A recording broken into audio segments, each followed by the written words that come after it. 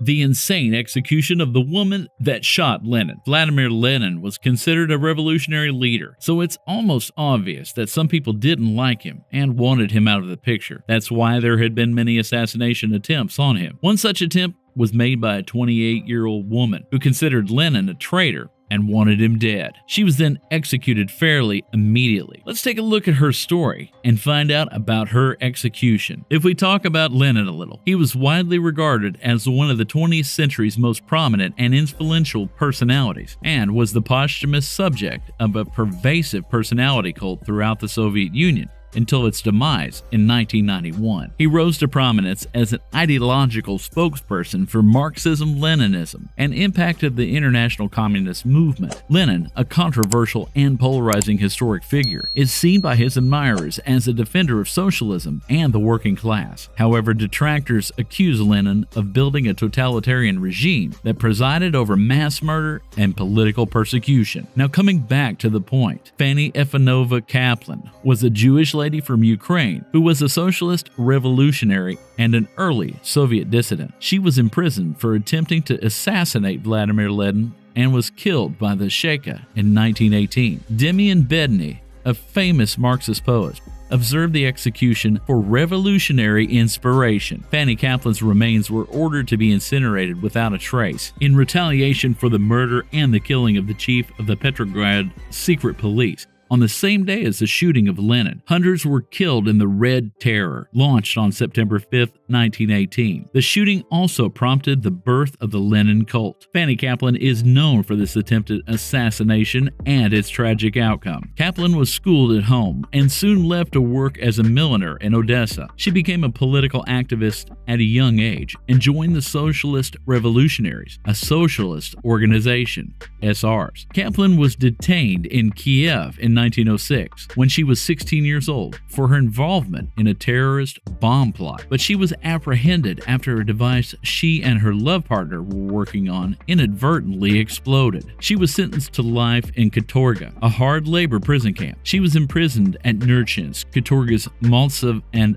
Akatoy prisons in Siberia, where she lost her sight, which was eventually partially recovered. After the February Revolution destroyed the imperial government on March 3, 1917, she was liberated. Kaplan suffered from constant headaches and spells of blindness as a result of her confinement. As a result of a disagreement between the SRs and the Bolsheviks, Kaplan became disillusioned with Lenin about 1917. The Bolsheviks enjoyed substantial support in the Soviets, but they failed to gain a majority in elections to a rival body, the Constituent Assembly, in November 1917, and a socialist revolutionary was chosen president in January 1918. The Bolsheviks replied by ordering the dissolution. The Bolsheviks replied by ordering the dissolution of the Constituent Assembly. Lenin delivered a speech on August 30th, 1918, at the Hammer and Sickle, a weapons plant in southern Moscow. Kaplan yelled out at Lenin as he was leaving the building, and before he got into his car, Lenin turned around and she fired 3 rounds from her FN M1900 handgun. One bullet pierced Lenin's coat, while the other 2 hit him. One went through his neck, perforating part of his lung, and came to rest near his right collarbone. The other became caught in his left shoulder. Lenin was returned to his Kremlin dwelling quarters.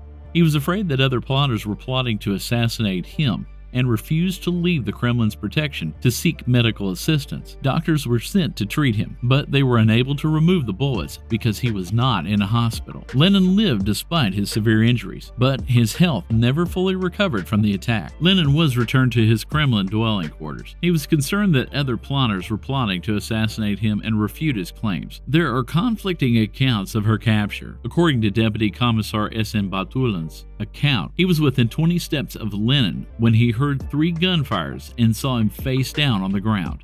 Following that, he detained a lady he thought looked suspicious. It proved to be Kaplan. Nevertheless, Factory Commissar N.I. Ivanov stated that she was detained after being recognized by many youngsters following her down the street. During her interrogation by the Sheikha, she said, "My name is Fanny Kaplan.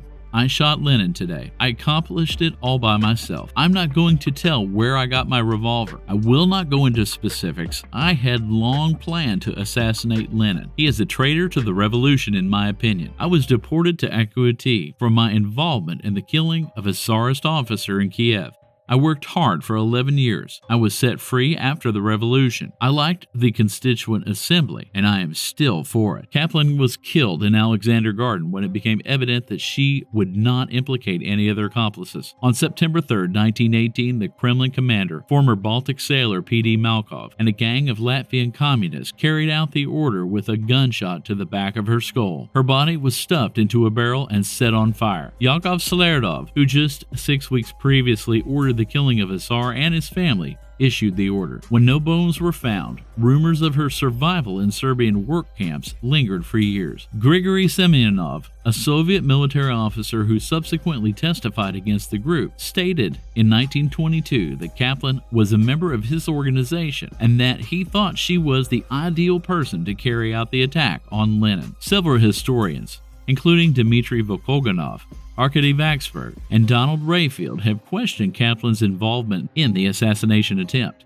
Volkogonov speculates that it is more plausible that Kaplan was not the perpetrator, calling her murder attempt another of the countless mystifications of Bolshevik history. Vaxberg suspected another SR, Lydia Konopleva, and thought it would be all too reassuring that Lenin narrowly missed being slain by a woman whose nature is so distant from the stereotype of a national hero. It had been argued, in particular, that she acted on behalf of others and accepted entire responsibility upon her detention. The primary reasons are that the other versions are that she was practically blind and no witnesses saw her fire the gun. Another explanation is a discrepancy between the official Soviet story and official papers, namely a radiogram by Yakov Peters that reports the arrest of numerous suspects rather than just one. Additionally, the bullet recovered in Lenin's neck after his death was fired from a firearm other than the one Kaplan possessed. Moisey Uritsky, the Northern Region's People's Commissar for Internal Affairs and leader of the Sheka in Petrograd, had been slain nearly 2 weeks before the attack on Lenin. The Sheka found no evidence linking the two events, but their proximity looked crucial in the context of the escalating civil conflict. The Bolsheviks' response was a dramatic increase in the persecution of their opponents. Just hours after the Kaplan shooting, an official proclamation declaring the Red Terror was released, calling for an all-out war against opponents of the revolution. Around 800 right SRs and other political opponents of the Bolsheviks were killed during the next few months. The breadth of the Red Terror grew dramatically over the first year. Kaplan was portrayed in several Russian films. Natalia Ephron played Kaplan in Mikhail Rom's 1939 Soviet film Lenin in 1918. Corinne Williams and Zosya Tanina play Kaplan in Michael Curtis' 1934 Hollywood picture British Agent. Peggy Parnas played Franja Kaplan in the German TV series Bergerskrieg in Ruhland, 1967. Sarah Klee played Kaplan in the 1983 British television series Riley,